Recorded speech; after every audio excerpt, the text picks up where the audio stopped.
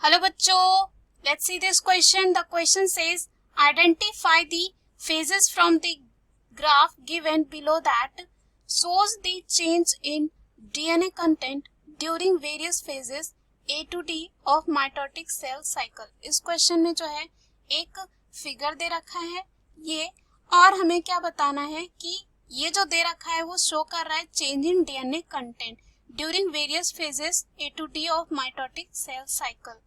तो यहाँ पे जो है देखते हैं कौन सा जो इसका सही आंसर होगा. तो सबसे पहले हम जो है बात करेंगे की कॉन्सेप्ट की. सबसे पहले जो है हम बात करते हैं की कॉन्सेप्ट की. तो की कॉन्सेप्ट जो है इसमें जो है हो जाएगा सेल साइकिल.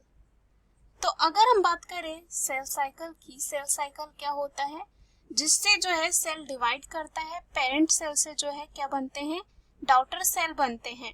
उसके बाद अगर हम सेल साइकिल को बांटे तो बेसिकली ये टू जो है यहाँ पे फेजेस में होते हैं. पहला जो होता है वो होता है इंटरफेज.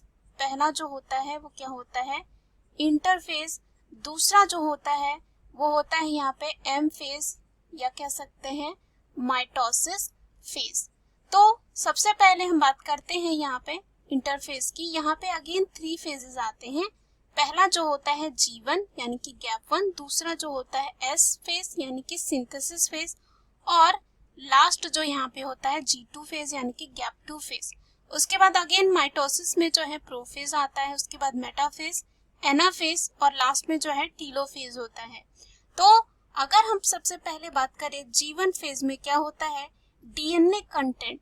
अगर हम बात करें यहाँ पे डीएनए कंटेंट की, यानी कि डीएनए का जो है नंबर कितना होता है, उसका कंटेंट कितना होता है, तो G1 में जो है डीएनए कंटेंट जो होता है वो कितना होता है, 2C होता है. क्या होता है, 2C होता है. उसके बाद S जो यहाँ पे आता है, G1 के बाद क्या आता है, S. यहाँ पे ये ऐसा फेज होता है जहाँ पे डीएनए रेप्लिकेशन होता है, यानी कि उसकी कॉपी बनती है और डीएनए का जो यहाँ पे नंबर होता है, कह सकते हैं अमाउंट जो होता है वो क्या हो जाता है, डबल हो जाता है. क्या हो जाता है, डबल हो जाता है. यानी कि 2C से क्या हो जाता है, यहाँ पे 4C हो जाता है. क्या हो जाता है, 2C से 4C हो जाता है. और यहाँ पे इसलिए ऐसा हो रहा है क्योंकि S फेज यानी कि सिंथेसिस फेज जो है यहाँ पे डीएनए जो है रेप्लिकेशन होता है. उसके बाद आता है G2 फेज. G2 फेज में क्या होता है, जो G2 फेज होता है यहाँ पे आरएनए और प्रोटीन जो है यहाँ पे बनते हैं, और यहाँ पे डीएनए का कंटेंट जो है स्टिल 4C ही होता है, क्योंकि यहाँ पे कुछ भी डीएनए कंटेंट में चेंज नहीं देखा जाता है.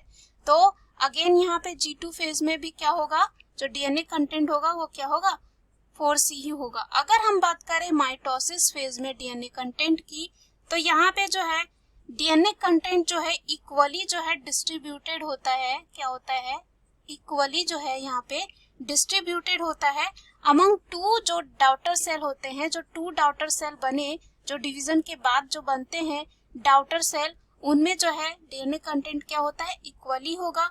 और डीएनए अगेन जो है इक्वल होता है किसके, पेरेंट सेल के. तो पेरेंट सेल में जो शुरू से जो पेरेंट सेल होता है उनका जो है डीएनए कंटेंट होता है 2C. तो सेम जो है डॉटर सेल में भी होता है. तो हम यहाँ पे कह सकते हैं कि माइटोसिस फेज में जो है सेम होगा डॉटर सेल में जो पेरेंट सेल का होगा. तो यहाँ पे कितना होगा, 2C. तो चलिए हम ऑप्शन में चलते हैं. सबसे पहले यहाँ पे फिगर में देखते हैं कि अगर हम A यहाँ पे देखते हैं, A में अगर हम देखते हैं तो A में आपको दिख रहा है डीएनए कंटेंट जो है 2C है. कितना है, 2C है. उसके बाद ये जो है इसका पीक जो है यहाँ पे बढ़कर कितना हो गया है, ये जो है यहाँ पे अगर हम मिलाते हैं तो कितना हो गया है, ये 4C हो गया है.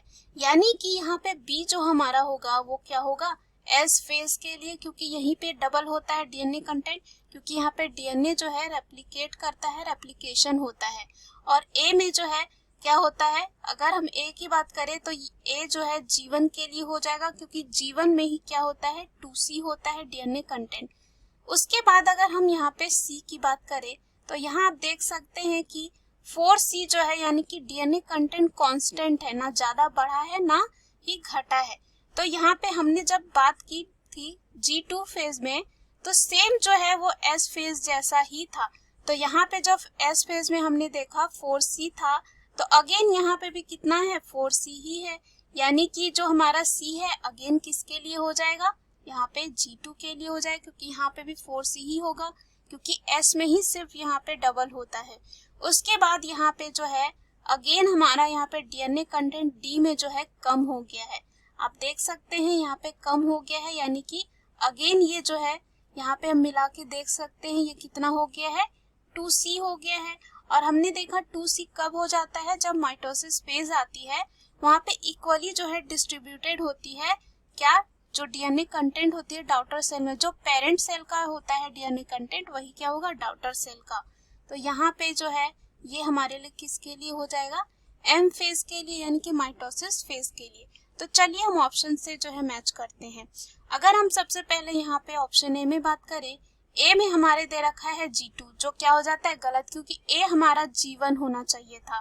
बी दे रखा है G1, अगेन गलत है। सी जो है दे रखा है S, तो अगेन ये क्या है, गलत है। उसके बाद डी दे रखा है M, तो ये भी क्या हो जाता है, गलत। दूसरे अगर ऑप्शन में देखिए, ए जो है यहाँ पे दे रखा है ए के लिए G2, और हमने देखा ए जो है क्या है, G1 है, तो ये अगेन क्या हो जाता है, यहाँ पे गलत हो जाता है। उसके बाद बी क्या दे रखा है, S दे रखा है, ये भी क्या है, बी के लिए तो ठीक है सही, बट यहाँ पे ए के लिए पहले से ही गलत हो गया है। सी जो है G1, डी जो है M दे रखा है, यानी कि गलत है। उसके बाद अगर हम बात करें सी ऑप्शन में, तो ए में दे रखा है G1, यस ये बिल्कुल सही है। उसके बाद बी जो दे रखा है वो क्या दे रखा है, S, यानी कि ये सही दे रखा है। उसके बाद सी जो है यहाँ पे दे रखा है G2, यस, तो हमने देखा सी किसके लिए, G2 के लिए। और डी जो है किसके लिए दे रखा है, M, यानी कि यही हमारे क्वेश्चन का जो है राइट आंसर हो जाएगा। सी जो है हमारे क्वेश्चन का राइट आंसर है। डी अगर हम देखते हैं, ए में दे रखा है M, जो पहले ही गलत हो जाता है, क्योंकि ए जो है हमारे G1 के लिए। उसके बाद बी जो है G1, सी जो है S, और डी जो है क्या दे रखा है, G2, तो ये जो डी ऑप्शन है ये भी क्या हो जाता है, गलत।